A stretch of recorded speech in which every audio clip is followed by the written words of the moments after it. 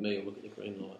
So, Keith is my father, and Dad's been in hospital on and off for the last 3 or 4 years. Yeah. 3 years. Yeah. 3 years.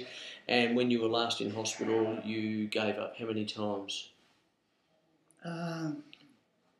Seriously once, almost seriously 3 times. And when you say seriously once, why did you give up? What was the reason for saying this is it?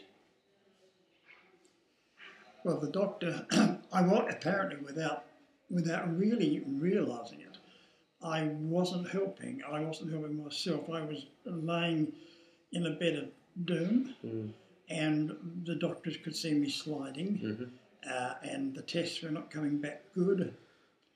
And I'm not sure whether perhaps the doctor said it to frighten me, but I'm fairly sure that really he was giving me an option. And the option was perhaps because I had an enormous lung infection, which you had pneumonia, didn't you? Pneumonia, and I couldn't breathe at times, and I thought that perhaps it would be better to be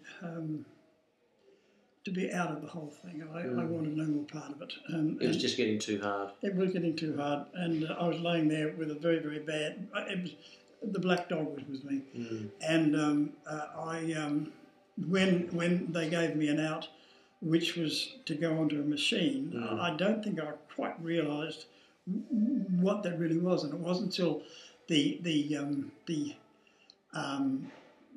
secondary doctor that was coming every day came back, called back. He was a great fellow. He came back about 4 o'clock in the afternoon, and he said, "You do realise what you decided to do? What you're agreeing to?" Yeah, and he started me thinking, and I really felt quite ashamed because for my kids and even for the doctors in there that were trying so hard to keep me alive, I was.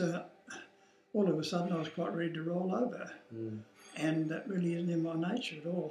And so from then onwards, I basically, almost in an instant, I changed my tack completely and started to think positively.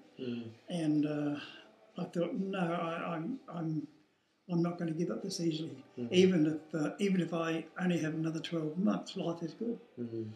And from then onwards, it was incredible how quickly and how well I started to improve, not only psychologically but even physically, which says a lot for how one is thinking in times like that. Yeah, it says a lot for the mind, doesn't it? It's very easy to lay there, and look at the ceiling and say, "Woe is me," and think of nothing else. I then laid there and thought of other things that were positive. I even thought about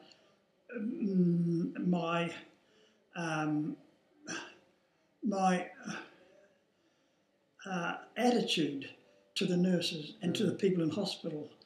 I felt that needed improving, and I came out with it. I came out of there with a lot of knowledge, which perhaps I could even pass on to other people, which makes a stay in hospital not all that pleasant. Nobody wants to go to hospital, but not hell as it was for me initially. So, so we've got a lot of messages that we want to get out, which we'll do over a period of time. But what's your message then on the issue of giving up when you're either in hospital or you're at home? What would your fundamental message be on that to others who are going through a similar thing? Well, firstly, it's easy to give up. That's the easy way out. That's what I chose. I chose the easy way out. It was all too hard. I mean, I knew even if I hung around, and this was before when I was making the decision, I knew that if I hung around, it wasn't going to be tomorrow or next week. I knew that it was going to be perhaps many weeks, perhaps months, before I was going to live in a world that was enjoyable, and even perhaps almost as I was, say, 6 months ago. So you've got to make up your mind. It's a long-term thing, and sometimes that is very difficult to come to terms with. You think, no, I don't think I can sort of fight for another 3 months. I don't think, but I decided to. And you know something, the more you fight, the easier it gets. It really does, because the adrenaline starts to work, and you can, and every time you improve, that spurs you to go on. But there's a word of warning here. When you get to my age and you've been very sick, which I was, don't expect the graft to go up at 45 degrees and continue to do that. It takes time. You have bad days, and you've got to be aware of that, because and bad hours too, don't you? Very much so. 2 or 3 times in a day. Yeah. And you think, oh my God, I'm much worse than what I was 3 days ago. This is it. And there's a tendency to say, okay, and that's when I had a couple of brief lapses. Yeah.